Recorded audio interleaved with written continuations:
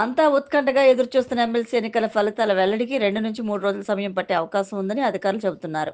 ఉమ్మడి ఉభయ గోదావరి, కృష్ణా, గుంటూరు జిల్లాలకు సంబంధించిన గ్రాడ్యుయేట్ స్థానాలతో పాటు ఉత్తరాంధ్ర జిల్లాలకు సంబంధించిన ఉపాధ్యాయ ఎమ్మెల్సీ ఎన్నికల ఓట్ల లెక్కింపు సోమవారం ఉదయం ప్రారంభమైంది. గుంటూరులోని ఏసీ కాలేజ్లో గ్రాడ్యుయేట్ ఎమ్మెల్సీ ఎన్నికల కౌంటింగ్ ప్రక్రియ జరుగుతోంది. ఉమ్మడి ఉభయ గోదావరి జిల్లాలకు సంబంధించిన గ్రాడ్యుయేట్ ఎమ్మెల్సీ ఎన్నికల కౌంటింగ్ ప్రక్రియ ఏలూరులోని సిఆర్ఆర్ ఇంజనీరింగ్ కళాశాలలో జరుగుతోంది. ఇతర ఎన్నికల ఓట్ల లెక్కింపుతో పోల్చితే ఎమ్మెల్సీ ఎన్నికల ఓట్ల లెక్కింపు ప్రక్రియ భిన్నంగా ఉంటుంది. ఇందులో పోలైన ఓట్లలో చెల్లుబాటు అయిన ఓట్లనే పరిగణలోకి తీసుకుంటారు. అలా ఆ ఓట్లలో సగానికంటే ఒక్క ఓటు ఎక్కువ వచ్చినా ఆ అభ్యర్థిని విజేతగా ప్రకటిస్తారు. మొదటి ప్రాధాన్యత ఓటుతో ఏ అభ్యర్థి విజేతగా నిలవకపోతే గెలుపు కోటాకు సరిపడినన్ని ఓట్లు ఎవరికైతే వస్తాయో అప్పటి వరకు మిగతా ప్రాధాన్యత ఓట్లను లెక్కిస్తారు. ఈ విధంగా మొదటి ప్రాధాన్యత తర్వాత రెండో ప్రాధాన్యత ఓట్లను లెక్కిస్తారు.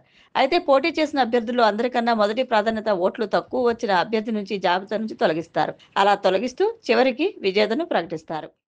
2027లో జరిగే గోదావరి పుష్కరాల నాటికి రాజమహేంద్రవరం నగరపాలక సంస్థలో కొత్త పాలక మండలి కొలువుదీరుతుందని రూరల్ ఎమ్మెల్యే గోరంట్ల బుచ్చయ్య చౌదరి వెల్లడించారు. పుష్కరాలకు భక్తులు, యాత్రికులు మొత్తం రాజమహేంద్రవరం రాకుండా వివిధ ప్రాంతాలకు మళ్లిస్తామన్నారు. పుష్కరాలకు సుమారు 10 కోట్ల మంది భక్తులు, యాత్రికులు రావచ్చని అంచనా వేస్తున్నామన్నారు. వైసీపీ హయాంలో నోటుకొచ్చినట్లు మాట్లాడిన పోసాని కృష్ణమురళిని ఉరి తీయాలని గోరంట్ల బుచ్చయ్య చౌదరి ఆగ్రహం వ్యక్తం చేశారు. ఆవు భూములు దోపిడీయేనని, గత ప్రభుత్వంలో తప్పు చేసిన వారెవరిని వదలమని స్పష్టం చేశారు. రాజానగరం నియోజకవర్గంలో వ్యవసాయ విద్యుత్ కనెక్షన్లు మంజూరు చేయకపోవడంతో 300 బోర్లు నిలిచిపోయాయని, దీనివల్ల ఈ వేసవిలో తోటలు ఎండిపోయే అవకాశాలు ఉన్నాయని రాజానగరం ఎమ్మెల్యే బత్తుల బలరామకృష్ణ అసెంబ్లీలో ఆందోళన వ్యక్తం చేశారు. వెంటనే బోర్లకు విద్యుత్ కనెక్షన్లు జారీ చేయాలన్నారు. ముక్కినాడ, నన్నయ్య విశ్వవిద్యాలయం, కోటికేశ్వరంలో కొత్త సబ్స్టేషన్లు ఏర్పాటు చేయాలని, సీతానగరంలో విద్యుత్ సరఫరాకు అంతరాయం లేకుండా చర్యలు తీసుకోవాలని విజ్ఞప్తి చేశారు. నియోజకవర్గంలో లైన్మెన్ల కొరత లేకుండా చర్యలు తీసుకోవాలన్నారు. ఉదయం 6 గంటల నుంచే వ్యవసాయానికి విద్యుత్ సరఫరా చేయాలని అసెంబ్లీలో కోరారు. దివంగత లోక్సభ స్పీకర్ జేఎంసీ బాలయోగిని కేంద్రం విశిష్ట అవార్డుతో గౌరవించాలని స్వర్ణాంధ్ర నిర్వాహకుడు గుబ్బల రాంబాబు కోరారు. బాలయోగి వర్ధంతి వేడుకలను స్వర్ణాంధ్ర వృద్ధాశ్రమంలో ఘనంగా నిర్వహించారు. వృద్ధులతో కలిసి జేఎంసీ బాలయోగి చిత్రపటానికి పూలమాలలు వేసి నివాళులర్పించారు. ఈ సందర్భంగా రాంబాబు మాట్లాడుతూ జిల్లా పరిషత్ చైర్మన్, ఎంపీ, ఎమ్మెల్యే, విద్యాశాఖ మంత్రిగా, 2 సార్లు లోక్సభ స్పీకర్గా బాలయోగి జిల్లాకు, రాష్ట్రానికి, దేశానికి విశేష సేవలు అందించారని రాంబాబు కొనియాడారు. తూర్పుగోదావరి జిల్లాకి, ముఖ్యంగా కోనసీమకు బాలయోగి చేసిన సేవలు అమూల్యమన్నారు. ఎవరు సహాయం కోరి వచ్చినా వారికి సేవలు అందించడంలో బాలయోగి ముందుంటూ అందరి మన్ననలు పొందారన్నారు. ఈ కార్యక్రమంలో హరిప్రసాద్, ధనలక్ష్మి, కొండలరావు తదితరులు పాల్గొన్నారు. ఇంటిని చక్కదిద్దే అమ్మే అసలు సిసలు మేనేజర్ అని ఆదికవి నన్నయ్య విశ్వవిద్యాలయ వైస్ ఛాన్సలర్ ఆచార్య సత్తుపాటి ప్రసన్నశ్రీ పేర్కొన్నారు. యూనివర్సిటీలో కామర్స్, మేనేజ్మెంట్ విభాగం ఆధ్వర్యంలో సవిష్కార్ 2K25 పేరిట రాష్ట్ర స్థాయి కామర్స్ ఫెస్ట్ జరిగింది. ఈ ఉత్సవాన్ని యూనివర్సిటీ వైస్ ఛాన్సలర్ ప్రసన్నశ్రీ ప్రారంభించారు. ఈ సందర్భంగా ఆమె మాట్లాడుతూ ఇలాంటి కార్యక్రమాల వల్ల విద్యార్థుల్లో సృజనాత్మకత, నైపుణ్యాలు మెరుగుపడతాయన్నారు. ఇంటిని అమ్మ ఎలా చక్కదిద్దుతుందో ఒక సంస్థను మేనేజర్ అలా చక్కదిద్దుతారన్నారు. ఈ కార్యక్రమానికి డైరెక్టర్గా వ్యవహరించిన యూనివర్సిటీ కామర్స్, మేనేజ్మెంట్ విభాగాధిపతి ఆచార్య ఎన్ ఉదయభాస్కర్ మాట్లాడుతూ తమ యూనివర్సిటీ ద్వారా మేనేజ్మెంట్, టూరిజం కోర్సులు పూర్తి చేసిన విద్యార్థులు ఉన్నత ఉద్యోగాలు సాధించారన్నారు. ఇలాంటి కార్యక్రమాల ద్వారా విషయ పరిజ్ఞానం పెరుగుతుందన్నారు.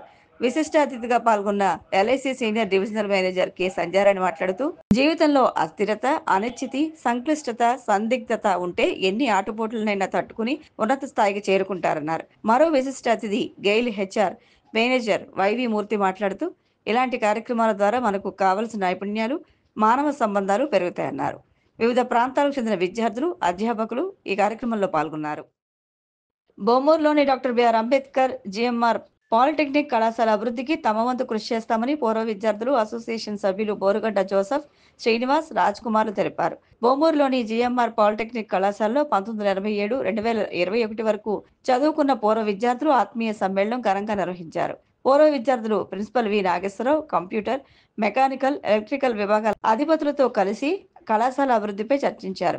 ప్రస్తుతం కళాశాలలో చదువుతున్న విద్యార్థులకు పూర్వ విద్యార్థులు కెరీర్ గైడెన్స్ పై అవగాహన కల్పించారు.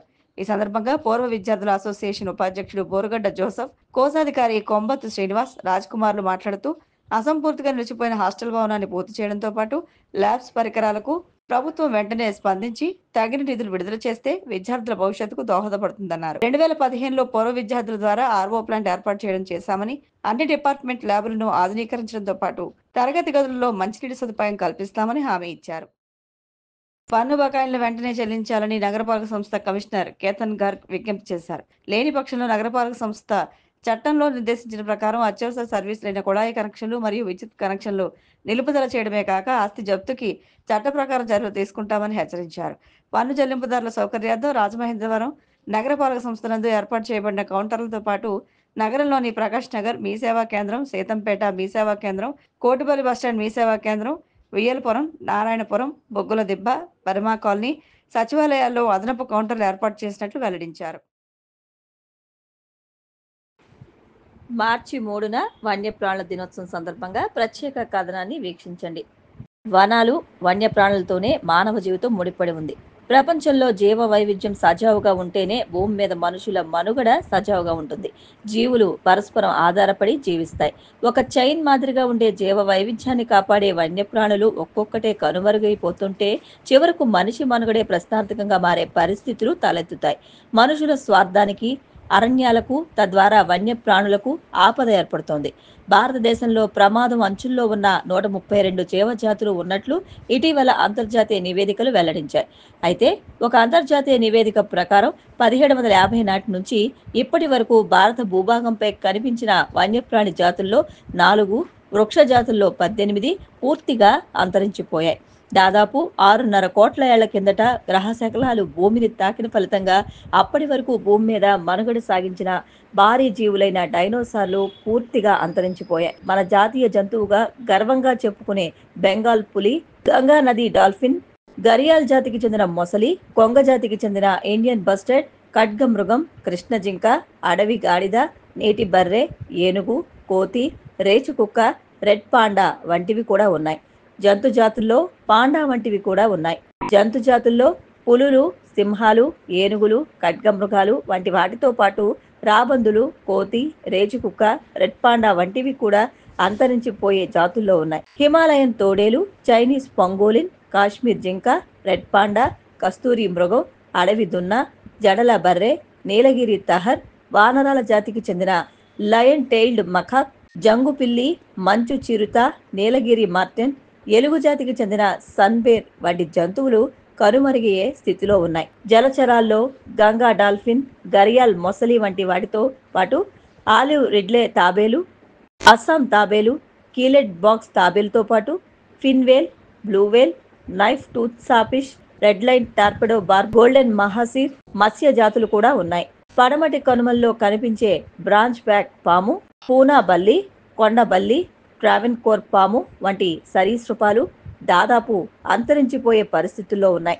నిత్యం మనతో మమేకమైన పిచ్చుక, ఆవు, కుక్కల మనుగడను కూడా మానవుల స్వార్థం ప్రశ్నార్థకం చేస్తోంది. పూర్వం ప్రతి ఇంట్లో పిచ్చుకలు కిచకిచమంటూ హడావిడి చేసేవి.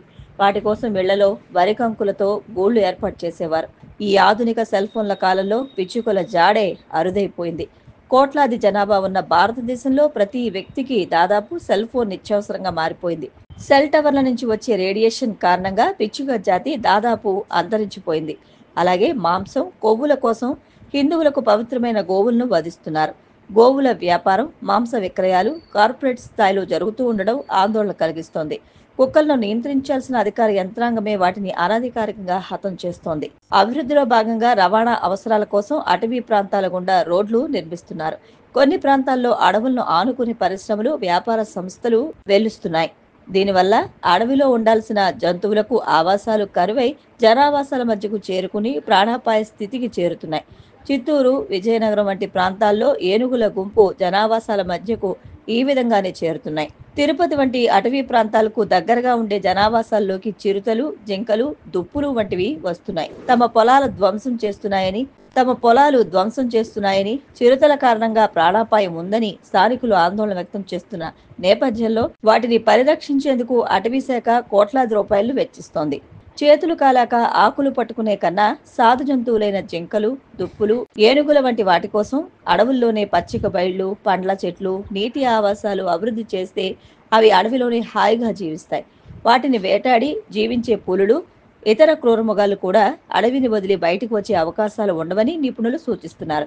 అయితే అడవులు, వన్యప్రాణుల సంరక్షణకు కృషి చేయాల్సిన అటవీ శాఖ కలప, అటవీ ఉత్పత్తుల వేలం ద్వారా వచ్చే ఆదాయంపైనే ఎక్కువ మక్కువ చూపిస్తోందన్న విమర్శలు వ్యక్తమవుతున్నాయి. అంతరించిపోతున్న అడవి జాతుల సంరక్షణ గురించి ప్రజల్లో అవగాహన కలిగించేందుకు ప్రపంచ వన్యప్రాణుల దినోత్సవాన్ని ప్రతి సంవత్సరం మార్చి 3న నిర్వహిస్తున్నారు.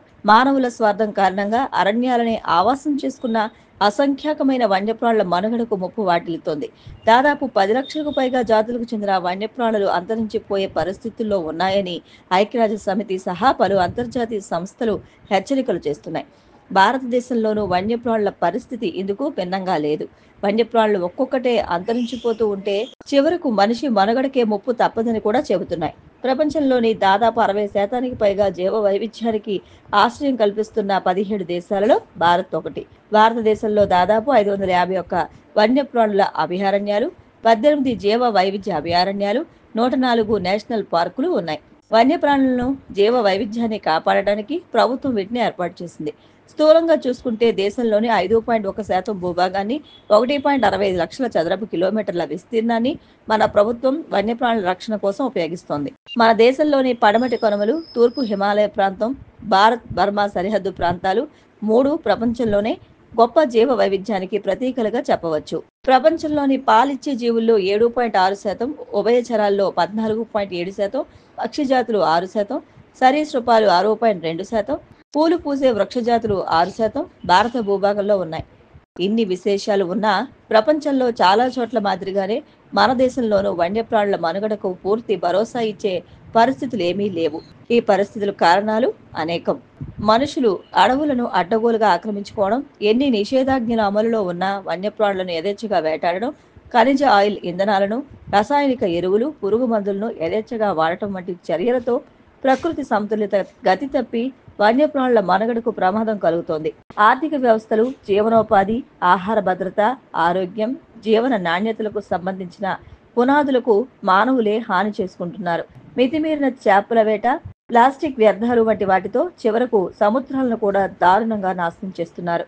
ఇటీవలి కాలంలో ఖనిజ ఇంధనాల వినియోగం వల్ల మితిమీరి పెరుగుతున్న కాలుష్యం, దాని ఫలితంగా పెరుగుతున్న భూతాపం, యథేచ్ఛగా సాగుతున్న అడవుల నరికివేత, విశృంఖలమైన వేట, వ్యవసాయ పద్ధతుల్లో మార్పుల వల్ల పెరిగిన పురుగు మందులు, రసాయనిక ఎరువుల వినియోగం వంటివి వన్యప్రాణుల మనుగడకు తీవ్ర స్థాయిలో ముప్పు తెచ్చిపెడుతున్నాయి. ఇవన్నీ మానవ తప్పిదాలు. వీటిని నియంత్రించుకుంటే మన కళ్ల ముందే చాలా జీవజాతులు అంతరించిపోయే ప్రమాదం ఉంది. కొన్నిసార్లు ప్రకృతి వైపరీత్యాలు, ప్రమాదాలు కూడా వన్యప్రాణులు అంతరించిపోవడానికి కారణమవుతూ ఉంటాయి. గ్రహశకలాలు భూమిని తాకడం, భూకంపాలు, కార్చిచ్చులు వంటి ఉత్పాతాలు జీవరాశికి చేటు తెచ్చిపెడుతూ ఉంటాయి. అడవుల నరికివేత, కార్చిచ్చుల కారణంగా వన్యప్రాణుల ఆవాసం కోల్పోయి అంతరించిపోయే పరిస్థితులకు చేరుకుంటున్నాయి. జన్యు వైవిధ్యం కొరవడటం కారణంగా కొన్ని ప్రాణులు కనుమరుగయ్యే స్థితికి చేరుకుంటున్నాయి. ఆఫ్రికన్ చిరుతలు జన్యు వైవిధ్యం కొరవడటం కారణంగానే త్వరగా అంతరించిపోతున్నాయని శాస్త్రవేత్తలు ఆందోళన వ్యక్తం చేస్తున్నారు. ఆహారం కొరవడటం వల్ల మరికొన్ని జీవజాతులు నశిస్తున్నాయి. దోమలను ఆహారంగా తీసుకుంటూ మనుగడ సాగించే కొన్ని రకాల కప్పలు, గబ్బిలాల సంఖ్య ఇటీవలి కాలంలో గణనీయంగా తగ్గుముఖం పడుతోంది. ప్లాస్టిక్, ప్రమాదకరమైన రసాయనాలు సముద్రాల్లో కలుస్తూ ఉండడంతో పలు జాతులకు చెందిన సముద్ర జీవులు, పగడపు దీవులు కూడా వేగంగా నశిస్తున్నాయి. ప్రపంచవ్యాప్తంగా దాదాపు 87 లక్షల జీవజాతులు మనుగడ సాగిస్తున్నాయని, వీటిలో 10 లక్షల జీవజాతుల మనుగడ ముప్పులో ఉందని ఐక్యరాజ్య సమితి విడుదల చేసిన నివేదిక స్పష్టం చేస్తుంది.